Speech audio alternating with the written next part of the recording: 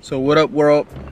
I am happy to be back. I'm happy to be back with you guys. I'm happy to finally get things in order. First of all, had some difficulties with the editing program, and then had some difficulties with the phone and then the computer. So I had 3 strikes, but I'm not out. I'm back. So hopefully we can get back to rolling, get some consistency, and just get some good conversations, some good laughs, and some good experiences. So I just say that to say I'm happy to be back, and y'all pray for me. But this morning, what's been on my mind? This morning I went to a grocery store here in North Carolina, and I noticed there was a Mexican man there, and he was, I guess he was trying to get something for the morning. He was trying to get breakfast for himself, and I was getting something for myself as well for breakfast. But I noticed just people giving him the oddest looks, the oddest stares, almost like, what are you doing here kind of looks. Fast forward, he goes in the checkout line to pay for his meal, pay for his food, and the cashier was kind of giving him a hassle. I guess he was trying to get a deal, maybe a buy one get one free, or get one half off, and he didn't have the rewards card, and he was getting hassled for that. The guy was like, "No, you gotta have a rewards card. You gotta have a rewards card. You can't do that. You can't get that." And I guess the Mexican man wasn't really good at speaking English, so there was kind of some confusion going on back and forth between the two.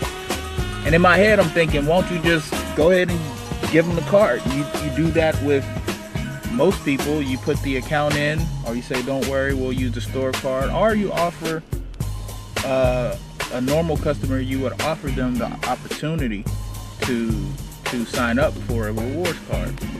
Now, if you don't want to do that, to me, I'm like, that's fine.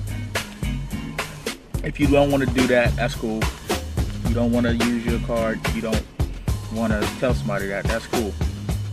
But it just felt sad, it felt bad that he didn't even give that man an opportunity, just because, to me, it would seem like because there's this discord or miscommunication culturally. That's not the end. So then, as I'm going out, he kind of follows me out, and he was parked, I guess, in a crosswalk. Mind you, I'm only in there maybe 3 minutes tops. So he parked in the crosswalk, and as he's walking out, there was a middle-aged white man that just gave it to him, went off on him. "This is not how we do it in America.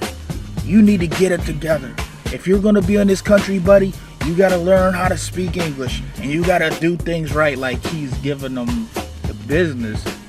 And the Mexican man is just like, he's trying his best not to get angry, and he's like, okay. And the guy was relentless. The white man was relentless, and I just felt bad. If I was closer, I probably would have defended the guy, but I was probably a couple blocks away. But I mean, shame on me even for that. I should have defended him. I should have came over and said something, but I didn't.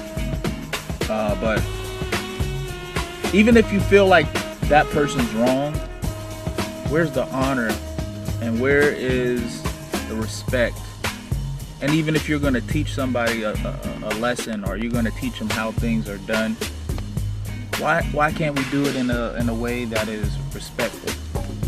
Because honestly, the way that he did it and the way that society tries to correct people is usually out of judgment, and it's usually out of something that's deep inside of their heart that's being perceived onto that person. And I instantly was transformed. Like, this man just got up for work. There's no telling what kind of day he had before. He has to experience racism and unfairness and inequality for something so simple. And 2 minutes. And I just felt compassion, like, what's this man going through? What's he going to go through today? How's his day going to be based on him trying to come and get a sausage sandwich or a biscuit or whatever he was getting? So now he has to go to work with this on his heart, his mind. Then he has to go home to his children and his family. What else is that man has to experience in a couple minutes, let alone a day and a week or the years he's been here in this country? And of course, as an African American man, you just feel compassion and you feel like that's so unfair.